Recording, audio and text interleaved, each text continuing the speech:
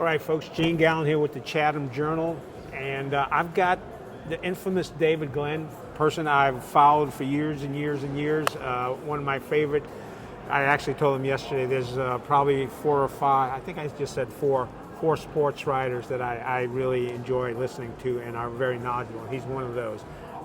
2 months ago, we were talking about ACC football in the state of North Carolina.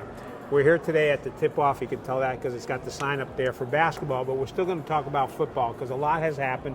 We've gone through 6 weeks of the season, pretty much halfway through the season, and things are pretty interesting here in North Carolina. We are also going to, after we talk about the ACC teams, we're quickly going to touch on the rest of the football teams here and the college football teams here in the state. But let's start off at UNC.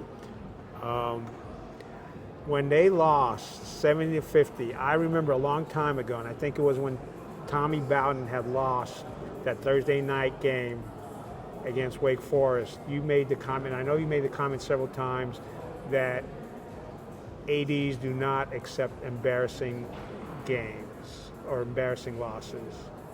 What were your thoughts after that 70-50 loss, and where do you think UNC is right now? Well, when you give up 70 points to the opponent at Kenan Stadium, something that had never been done in the history of UNC football, it's going to leave a mark. Now, we all know if somehow Mack Brown has a really good second half of the season, if somehow the Tar Heels pull out a really good record, well, then the details of that 70-50 game are not really going to matter. If somehow the Tar Heels stumble over the second half of the season, well, then all the details are going to matter, including that embarrassing loss. You know, if Tommy Bowden, in your example, had had a better year, that single loss would not have been a nail in the coffin.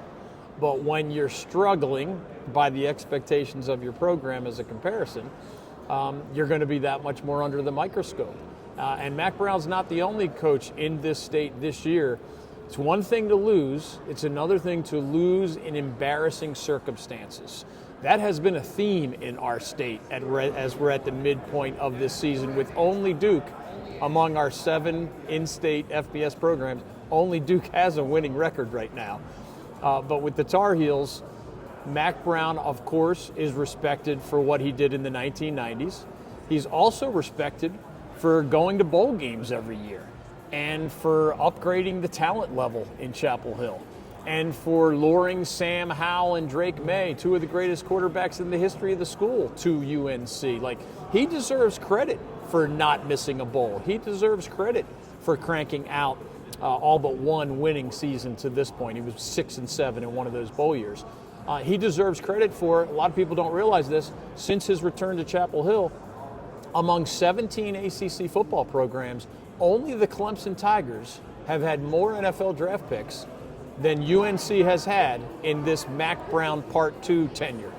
So that's a lot of good, right? So whatever happens the rest of this season will be viewed through the lens of him being not as good as he was in the 90s, but doing a lot more good than bad. But it's also going to be viewed through the lens of the fact that he is, yes, a Hall of Fame coach, and yes, a national championship coach, but also a 73-year-old head coach. And that's why the conversation around him will be really difficult if the Tar Heels go, let's say, 4-8. Whereas if he somehow went 7-5 or 8-4, I don't see how he would lose his job unless he decided to walk off into the sunset. Does that put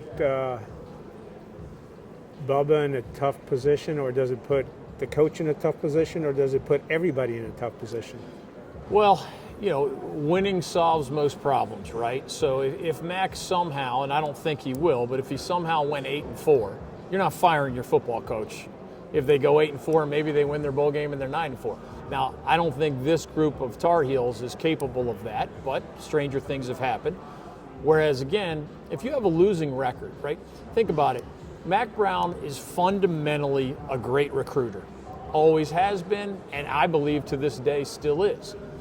If you somehow scratch and claw your way into a bowl, even 6-6, maybe you win your bowl game, you can say, hey, his recruiting pitch includes play for a Hall of Fame coach in a wonderful college town at an elite public university that lately has been sending the second most players to the NFL behind only Clemson among ACC schools, in a wonderful southern setting with a lot of beautiful women on campus and a high academic university to make mom and dad happy. Like that's a sales pitch. And it could still work even though he's 73 years old.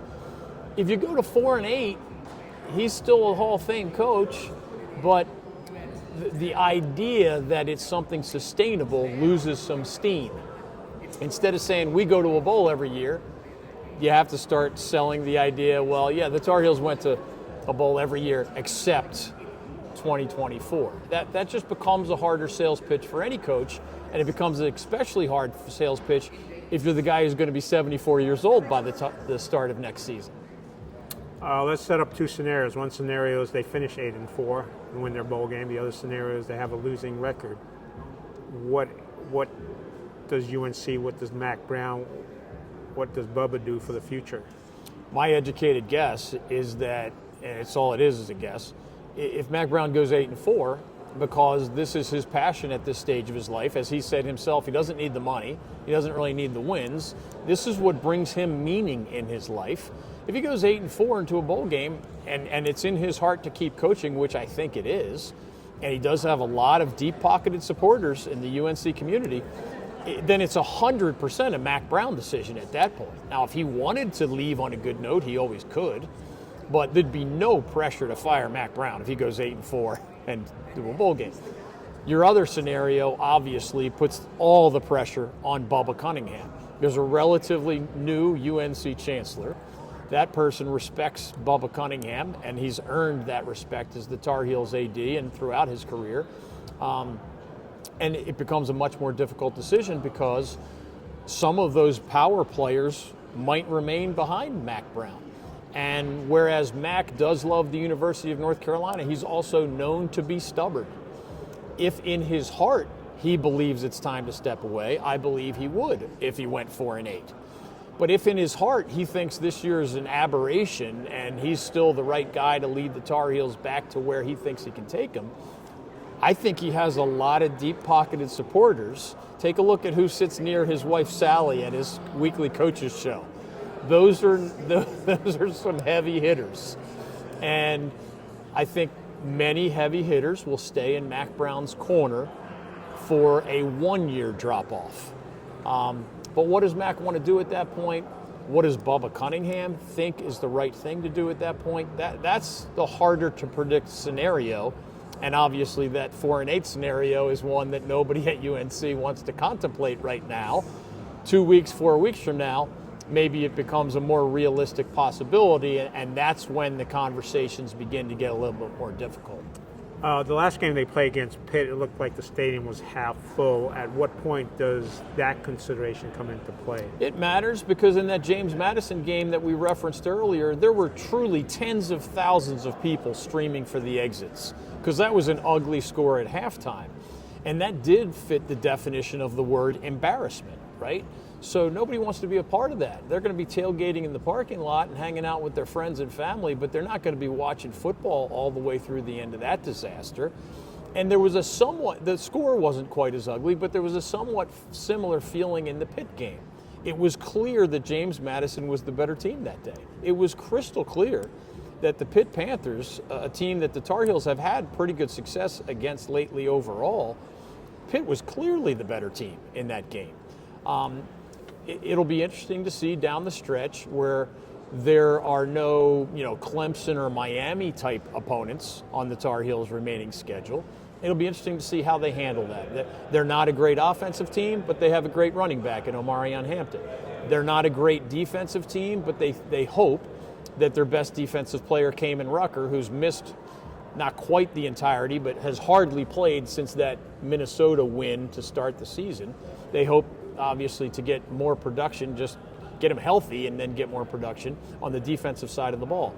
But neither of those two units is above average by ACC standards right now. And it's just hard to win consistently when the one thing you do have to hang your hat on, Omarion Hampton and a running game, every opponent knows exactly what you prefer to do, and they're setting up their entire defensive game plan every week to try to slow him down. Let's move on to the next team in the Triangle, NC State. Dave Doran. He's been there a dozen years. A lot of state fans thought that I think part of it was driven by the fact that NC State went as far as they did in the basketball tournament. We're thinking that this was going to be the year. They got Grayson Cox from the Coastal Carolina, and they thought that this was the year that they would be able to challenge for the championship. But it's not happening. What's your assessment of that? Well, obviously, it's a complication when Grayson McCall was knocked out earlier this season, came back, got knocked out literally again in that game against Wake Forest. So when you go from believing that maybe the three-time Sun Belt Football Player of the Year is your answer at the most important position on the field to a very choppy season where I tried to remind Wolfpack fans this summer, his only mediocre year at Coastal Carolina was his most recent year. He was knocked out on a wicked spearing play that knocked him out for the season. It was horrible to see. But also his performance, even prior to that injury at Coastal last season, was not great. He was an above-average quarterback, but not anything like the guy who was three-time Sun Belt Player of the Year. So there was some concern that he would not live up to the hype, and he didn't, even before he got hurt. But the Wolfpack has even more problems. I mean, one of the best players in the history of the school, Peyton Wilson, is now with the Pittsburgh Steelers of the NFL. Anybody who didn't think they were going to miss him at least a little bit just is not very smart. That's the way football works. When you lose one of the best players in school history, there's going to be a drop-off, even though the Wolfpack has some solid linebackers. I don't think the Wolfpack is great on either the offensive line or the defensive line right now. And if you asked what is kind of a trademark of Dave Doran's decade plus in Raleigh, I would argue that the most consistently strong thing about his program has been that they're good at the line of scrimmage. They block well. They have some dudes on the defensive line. There's less of that on both sides this year. So if you're not great in the trenches, you're going to be a more up and down football team. That's just how the world works.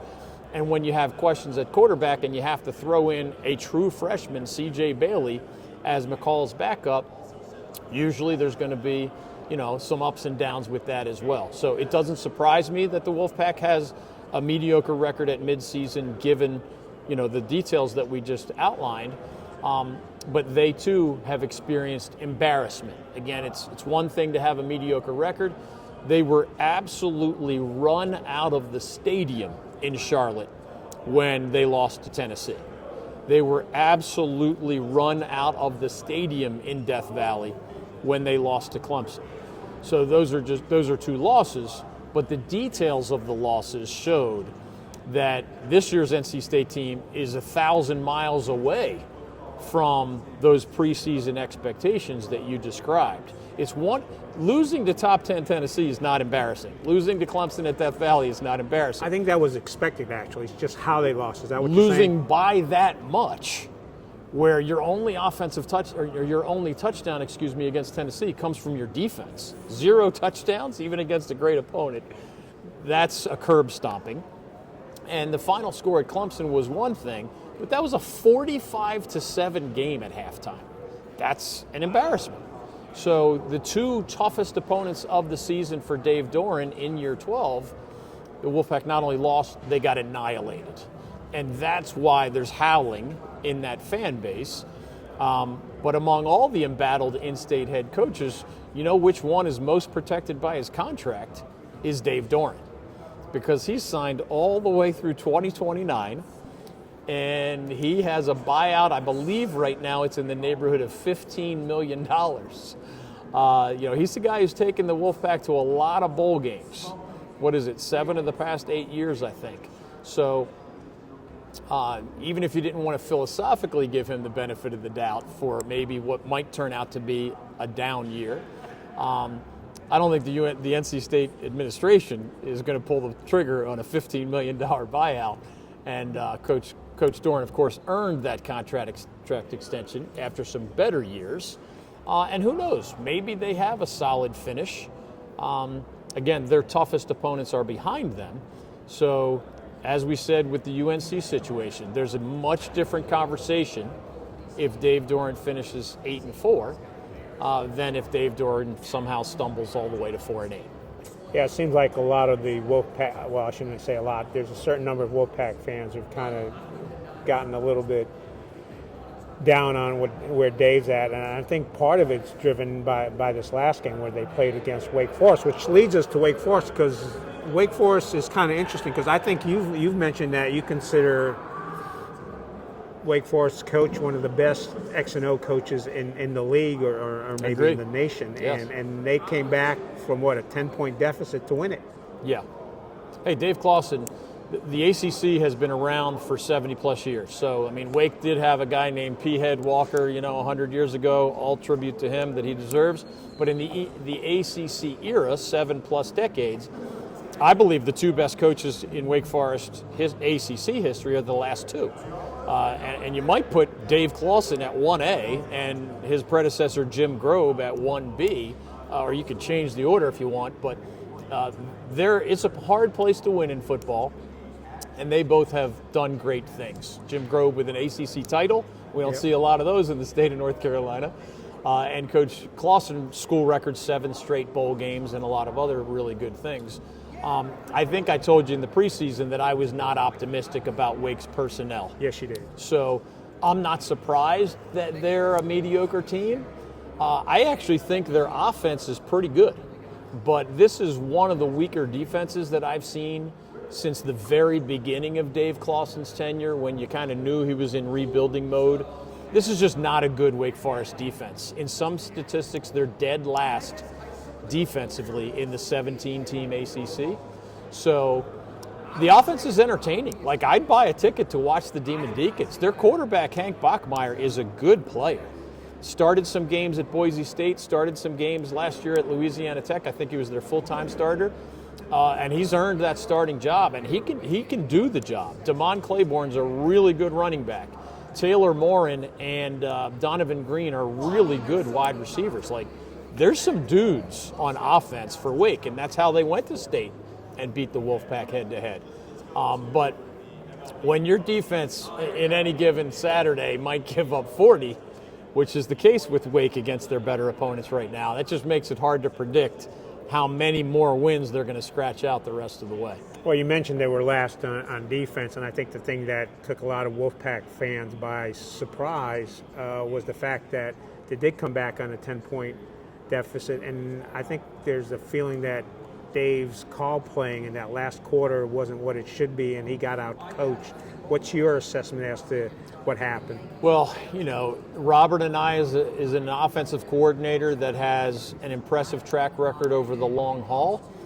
In this case, I don't know if most of the criticism was when Grayson McCall was in the game or after they went to a true freshman quarterback, C.J. Bailey, but there are a lot of plays in the playbook that offensive coordinators hesitate to call when you have a guy who was, playing high school football last fall. C.J. Bailey is an interesting prospect. He's a 6'6", 190 guy. He led some really good high school teams in South Florida. But ideally, you don't have to play your true freshman, especially at the most important position on the field. Right. So I understand the criticism of Robert Anae. I mean, there were great things he did during his time at UVA and elsewhere, but I think at the end of his time at UVA, there was some criticism from the Cavaliers fans. There was like good Brendan Armstrong at UVA and bad Brendan Armstrong at UVA.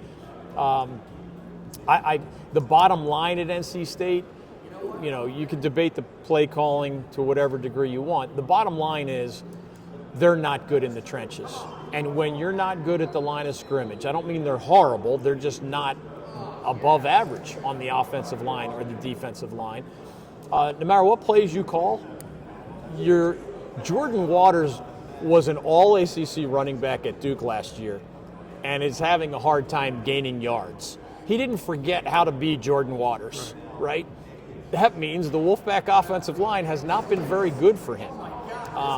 They have the Notre Dame transfer at center. He's been more good than bad. They have Anthony Belton's a pro prospect at left tackle. but they've had a lot of problems overall in that starting five on the offensive line. And under any head coach, with any offensive coordinator and any play caller, if you have ups and downs on your starting five offensive linemen, you are going to be an inconsistent offense. That is just the way it works. And this Wolfpack offensive line is not nearly as good as the groups that sent, Ike Ekwonu now with the Carolina Panthers, Chandler Zavala now with the Carolina Panthers, and plenty of others. I mean, Joe Thuney has won Super Bowls in the NFL as an offensive lineman after being a star for the Wolfpack in the trenches. They just don't have that right now, and I don't think they have it on either side of the ball. That doesn't mean they can't have a good second half of the season. It just means that probably many of their games are going to be close games, just like what ended up being a close loss to the Demon Deacons. Well, they do play a Saturday night game against Syracuse, and the crowd does usually show up for those night games, so that will be interesting to watch.